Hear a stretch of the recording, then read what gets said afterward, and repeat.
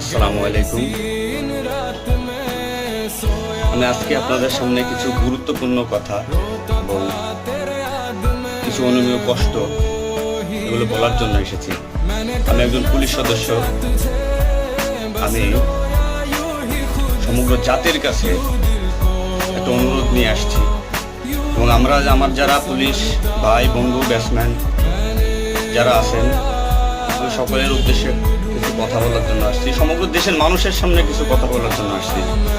যারা আজকে এই নতুন স্বাধীনতা অর্জন করেছে, যে সমস্ত ছাত্ররা মারা গেছে, সাধারণ মানুষ মারা গেছে, সর্বস্তরের জনগণ যারা মারা গেছে, আমি তাদের প্রতি সমবেদনা এবং দুঃখ প্রকাশ করছি।